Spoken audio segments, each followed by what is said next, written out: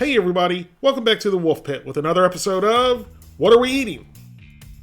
Frozen Chinese dinners and frozen Chinese foods in general are notoriously bad with soggy, mushy vegetables, overcooked, chewy, flavorless meat, mushy rice, and they're usually overly sauced with sodium-laden flavorless sauces. But there's one well-known, high-end Asian restaurant chain who sold their soul to the devil by creating a frozen line of their foods. If you don't know what chain I'm talking about, I've already done 3 videos on their frozen foods. That's right, P.F. Chang's. And they're the one brand of frozen Chinese food so far that's not notoriously bad. Well, at least the 3 I've tried so far weren't. They're basically inedible and overly priced. But like you, the people, have heard me say many times before, I like to give foods and manufacturers second, third, and in this case of P.F. Chang's frozen home menu line, a 4th chance with their 22-ounce honey chicken meal for 2, which is battered chicken breast meat and a sweet and tangy honey garlic sauce for $7.49. As we've seen in previous videos, P.F. Chang's serving size for 2 is barely enough to fill a cavity if you put both servings together. We've also seen the quality for $7.49 is very poor. But maybe with this one, we have a winner honey chicken dinner. I've already read all of P.F. Chang's marketing information on the bags in the past 3 videos, so I'm not going to waste you, the people's time, and read them again. Just like the other 3 P.F. Chang meals we've tried, there's very few ingredients, but the chicken ingredients in this honey chicken are basically the prime definition of a 4-meat slurry concoction. According to P.F. Chang's, there's 2 servings per bag. Each serving has 560 calories, 18 grams of total fat, 3 grams of saturated fat, no trans fat, 90 milligrams of cholesterol, 2,320 milligrams of sodium, 66 grams of carbohydrates, 7 grams of fiber, 39 grams of sugars, and 34 grams of protein. With that amount of sodium and sugars, you might end up hypertensive, diabetic, or both after eating only half of this meal. But in P.F. Chang's defense, it's probably no different than typical American Chinese food we order in a restaurant.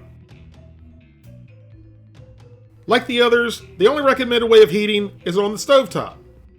The directions say to pour the ingredients of the bag into a large nonstick skillet.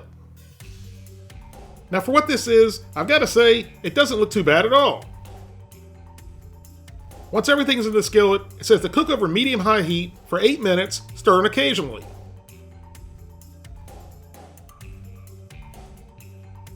After 4 minutes, we gave it a mix, and at this point, it was actually smelling really good and looking okay. But I was really concerned about the batter portion on the outside, obviously not being crispy like it would be if it was cooked properly in a restaurant. Because we're basically boiling the fried breaded meat, so it's not only boiling in the sauce, with the lid on, it's also steaming. So there's really no other place for that moisture to go, except for back in the breading. When I have battered fried foods, I expect them and love them to be crispy, because they're supposed to be crispy. If you like your fried foods crispy like I do, hit that like button and let me know in the comments what your favorite fried food is. So after giving it a mix at 4 minutes, put the lid on and let it cook for 4 more minutes. Come follow me on Instagram if you like to keep up with the foods I cook and eat and things I do on a daily basis that I don't video for you, the people, so you don't have to.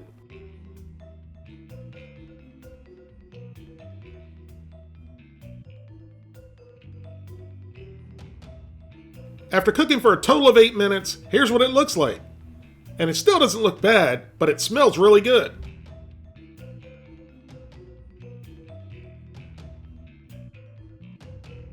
Now for the last part of the cooking, we're supposed to cook it with the lid off for 3 to 4 minutes until the sauce is thickened and the chicken is cooked thoroughly to 165 degrees.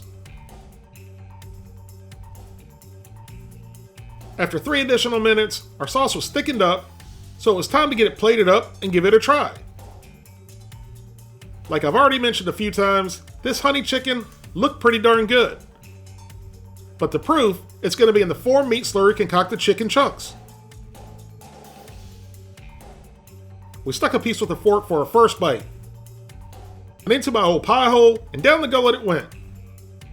And my eyes immediately popped open in shock. And this wasn't all of a good thing, but there was one positive.